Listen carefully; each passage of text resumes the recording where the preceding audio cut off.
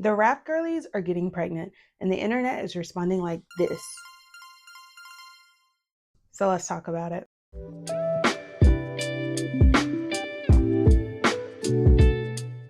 Hey y'all, welcome back to my channel. I am Leah, and after the response of my last video, I have decided to do more commentary channels because y'all have been like commenting and subscribing. I know that this is something that a lot of you want to hear from me, so I'm very excited about this. I really love doing commentary. For those who don't know, I do have a podcast. It's called Hoodoo Plant Mamas, and on there we talk about Black spirituality, Black culture, Black community. So if you're interested in that, we have 8 seasons. Like, there's so many other places. That I'm also an author. I do a lot of stuff. I've been writing on the internet for the past decade. So there's plenty of places where you can get my cultural commentary, but I am excited to bring it to YouTube. So today I wanted to talk about something that I've been seeing a lot on the internet, and there's a lot of panic over the girls getting pregnant, right? A lot of the rap girlies are getting pregnant. They're not married to the people that they're having babies with. People have a lot to say about it, and that's all well and good. But something that I think is missing from this conversation, something that I think I can add to it as a cultural theorist, is the Madonna horror complex. I'm so excited to talk about this. I even made a presentation because this is something that is like coming up over and over again. And I don't even think people realize what it is or how they're contributing to it, and especially with their commentary and their panic and things like that. So let's go over what the Madonna horror complex is, and then let's connect the Madonna horror complex to this panic around like baby mama drama. Okay, let's go to the presentation. So the Madonna horror complex is this idea that separates women into one of two categories. You're either a Madonna, which means you're a good woman, or you're a whore. Which means that you're a bad woman. There's a lot of different places where this has been attributed to. I know one of them is Freud, and Freud's a weirdo, so there's that. But two, it has been attributed to like the Madonna whore in the Bible. So it's a Christocentric or Christ-centered sort of concept where the Madonna is the Virgin Mary, the woman who's holy and pure and is able to give birth to Christ. And Mary Magdalene is the whore. She's supposed to be a sex worker, a woman that is shunned by our society, right? The gag is that Jesus loved both of these women.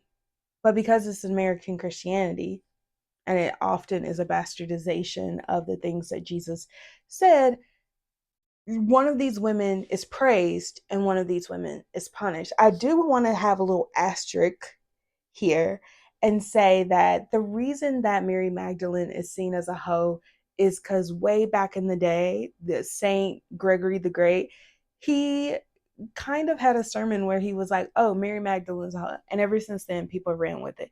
Even though there's nothing in the Bible to say that, a man said it, so it must be true. And that's really the theme for a lot of today.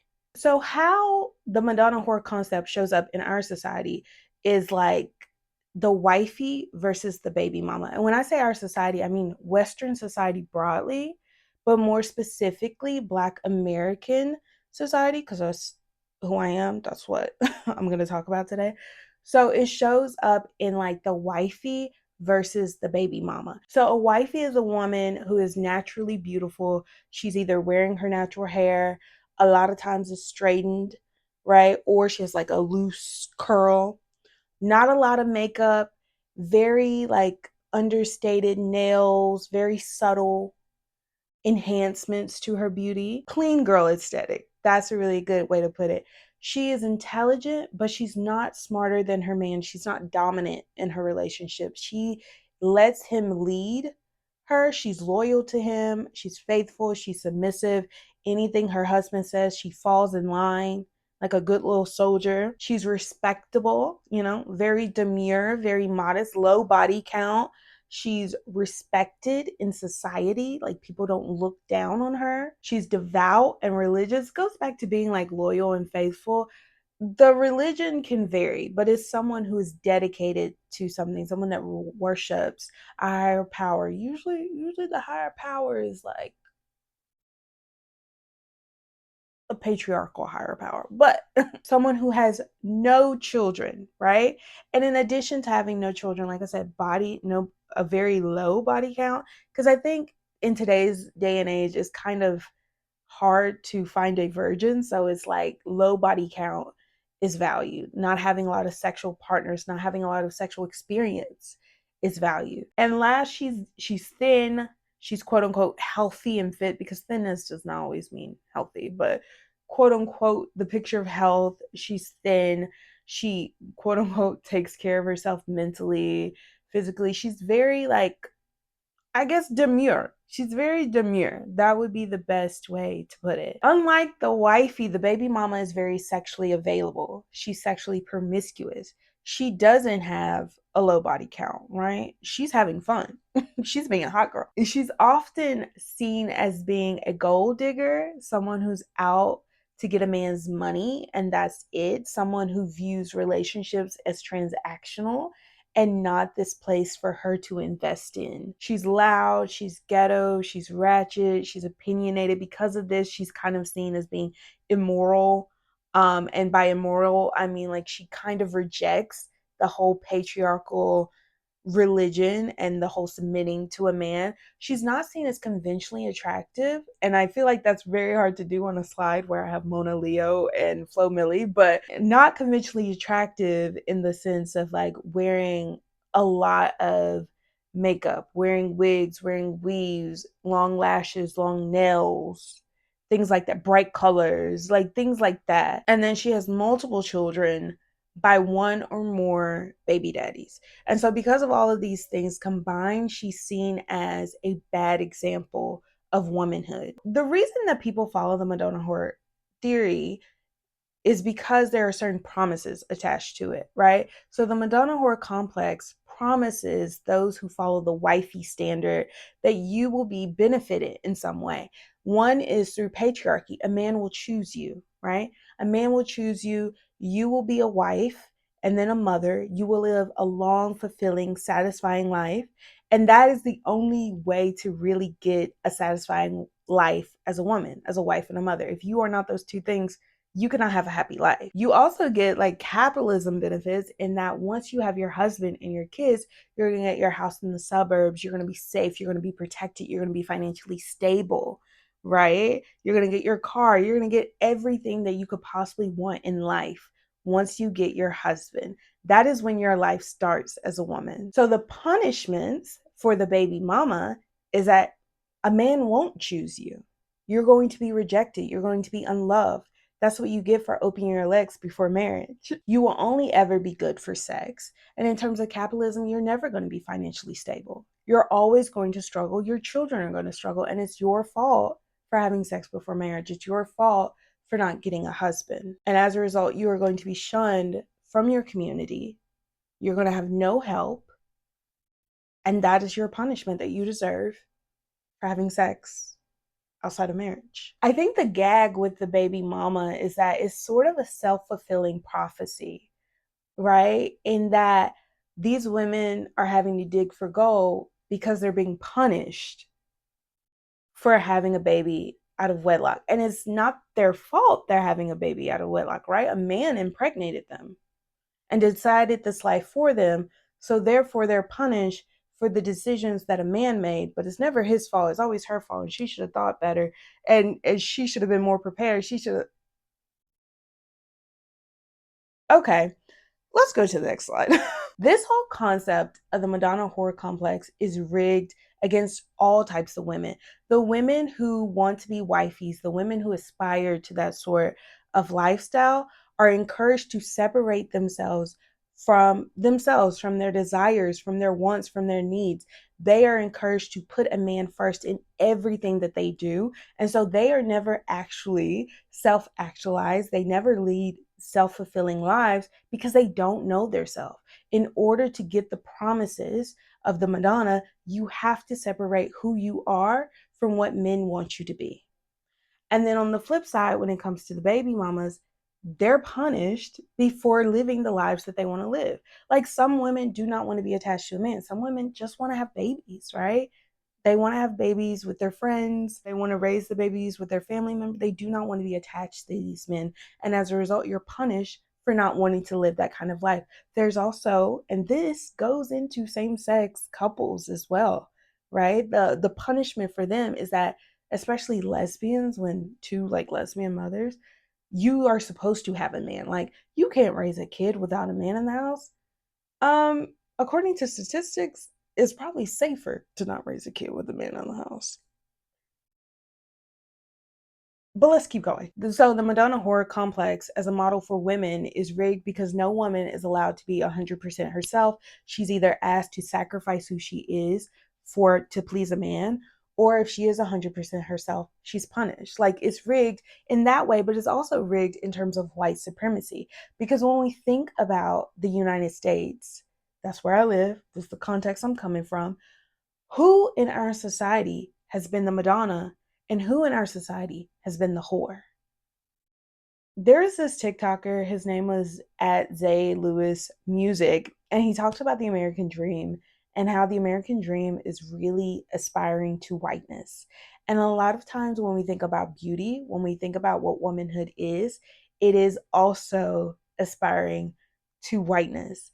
And the archetype for that is the white Madonna. So the white Madonna is the standard of beauty. She's pure, she's undefiled, right? People are willing to murder to protect her purity.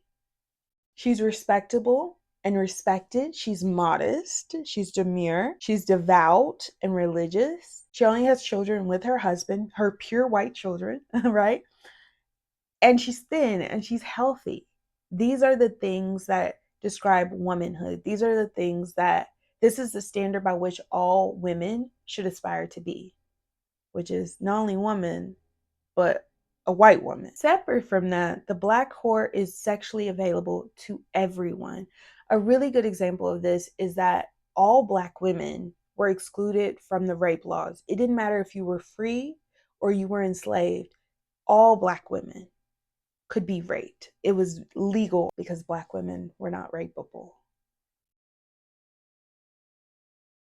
The black whore is not conventionally attractive. She is not the standard of beauty because she's not white. She's immoral because she's black. Because of the curse of Ham, you're allowed to do these sort of things to her because it doesn't matter, right? She's not pure. She will never be pure. You can do whatever you want to this woman because she's sexually available to everyone at all times. And as a result, she has multiple children by one or more baby daddies. Do you see the pattern? This is why under white supremacy, all black women are whores. All of us. All of us. And I'll tell you a personal story. When I was a preteen, I was like 12. I was going to church, I was dressing modestly, I was covering up, but my body was expanding, right? I'm getting curves. And I remember when I tried to start dating, there were a lot of boys who were constantly saying, because your body looks this way, you're only good for sex. Never mind, I was doing all the things that were under, the things that a Madonna has to be in order to attain a husband. And at the time, I was trying to get a boyfriend. But there were a lot of boys who were like, because of the way that I looked, it didn't matter how I acted. It didn't matter, the beauty rituals I did. It didn't matter the ways I was contorting myself to fit the boys' fantasy because I had a curvy body, something that was out of my control. I was a whore to them. And if you are a black woman, at any moment, you can be stripped from your Madonna status and put in the whore category simply because you're black. No other reason.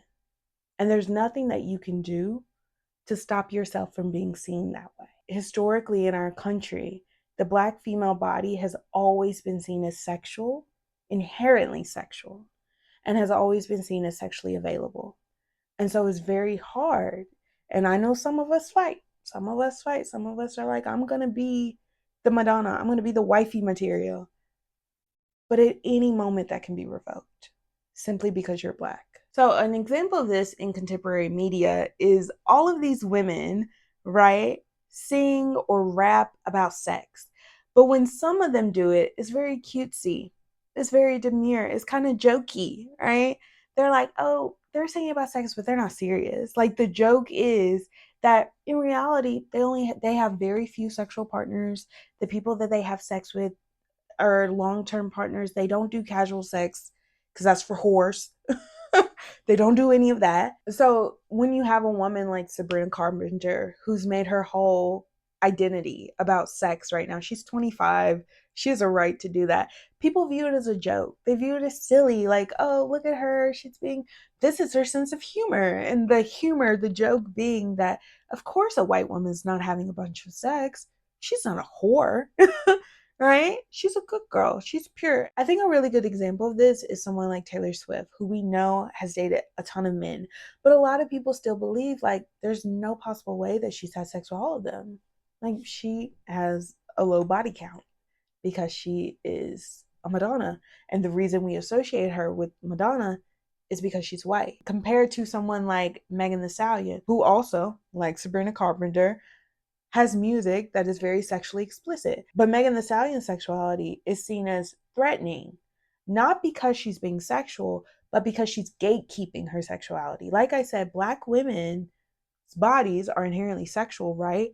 But they're also sexually available. And for someone like Megan Thee Stallion to be like, no, I get to choose who I have sex with, I get to choose what I do with this body, that is a threat to this idea that men are the ones who are supposed to be choosing, not women. So, other considerations we have to make is the pick me. The pick me are women who are adhering to the wifey standard, but they're not receiving the promises from doing that, right? They're like, oh, I cook, I clean, I submit to my man, I do this, I do that, but they don't have a man, right? They're not getting the house, they're not getting the kids, they're not getting the things that were promised to them if they give up pieces of themselves. And they're angry because they're like, I'm giving up pieces of myself and this man isn't picking me.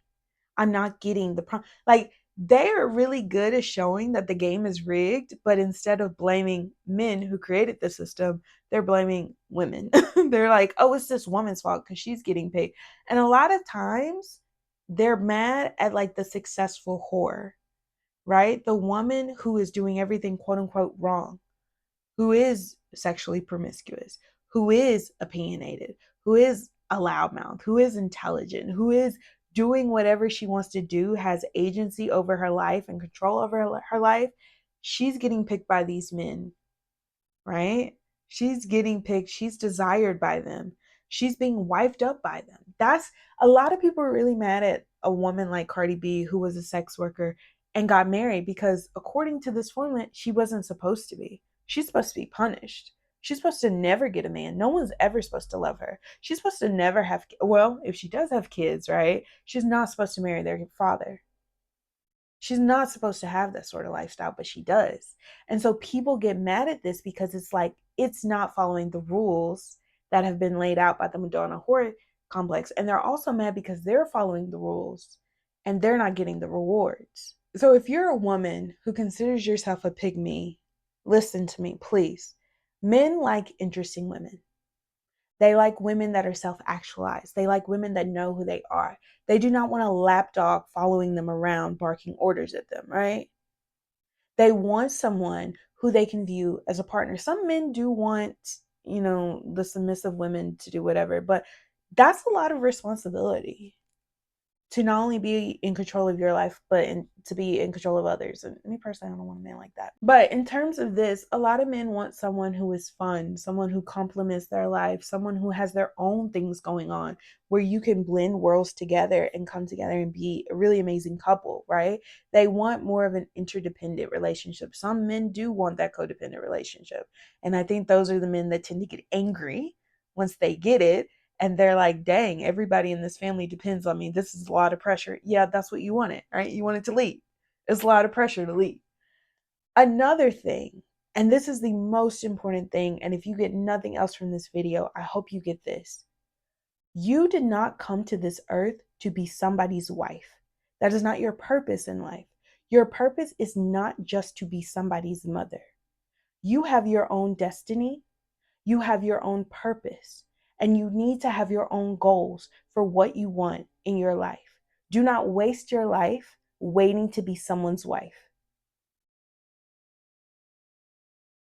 I hope you got that. So we live in a different world today than our mothers and than our grandmothers. For a lot of them, being a whore, being a baby mama was the worst thing imaginable because you were cut off from a lot of your community. You were cut off from your support.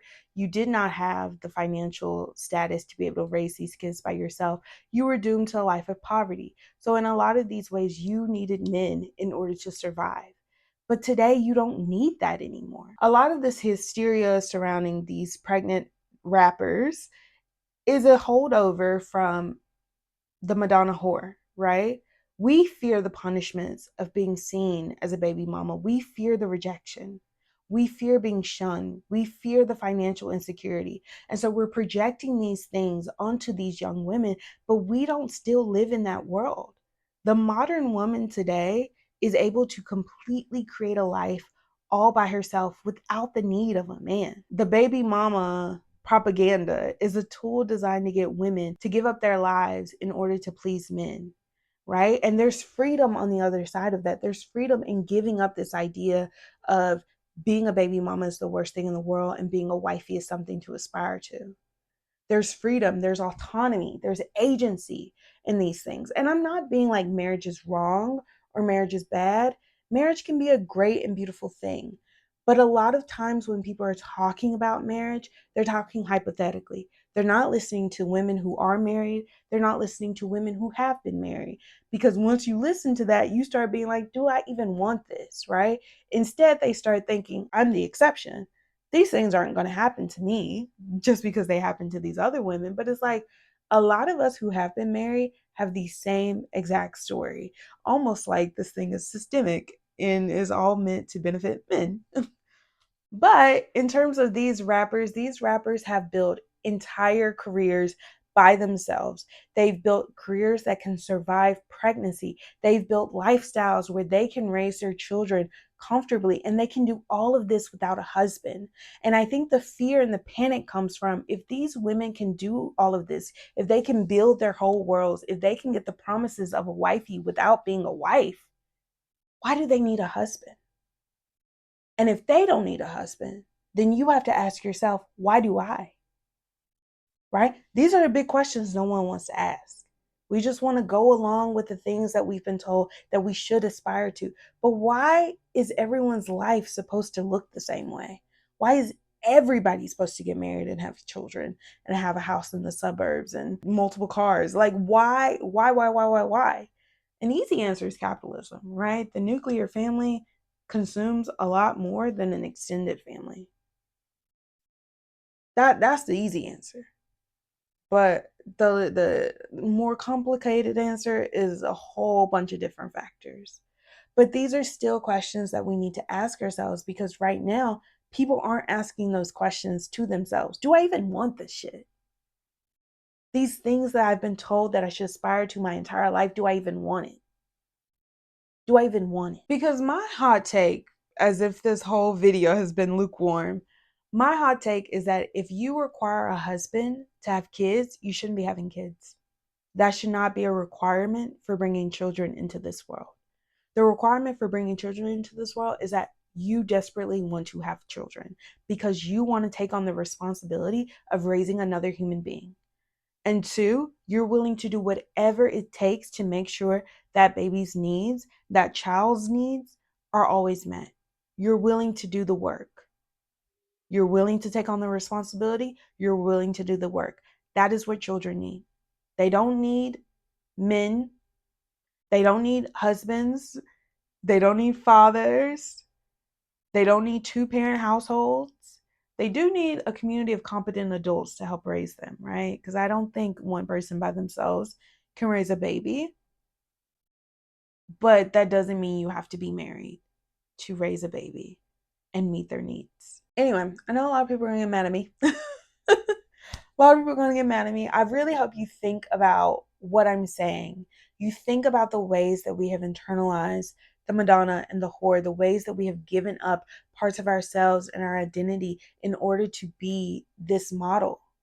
I hope you think about the ways that you have been punishing and shaming women for having babies out of wedlock, when a lot of times these women are in a different bracket than a lot of us are. Like, they will be fine not being married. Sometimes being married can ruin not only their reputation, but their bank accounts. Like, look at Mary J. Blige, look at Nicki Minaj. Like, there's a lot of different women whose careers are ruined by being married to these men that y'all are saying, oh, you need to be married to because this is the right thing to do. There's no right and wrong when it comes to your life. I really hope you get rid of that, because a lot of y'all's measure of right and wrong is very, I wouldn't even say Christocentric, because it's not Christ. It's not Christ centered. It's very American. It's very violent. It's very capitalistic. It's very conformist. People are allowed to live a life differently than you, and they should not be shamed for it. Because what happens when you shame women, right? You're shaming these rich women who will be fine. But the women around you who actually need your help are going to be isolated. And when they're isolated, they're easy prey for the predators in your community to go in, to do whatever they want to those women, to do whatever they want to those women's children. Because you have allowed this to happen, because you have judged them. And a lot of y'all's shame and stuff that's going around right now is because you're afraid that if you ever end up in that situation, that you are going to be judged, that you are going to be punished.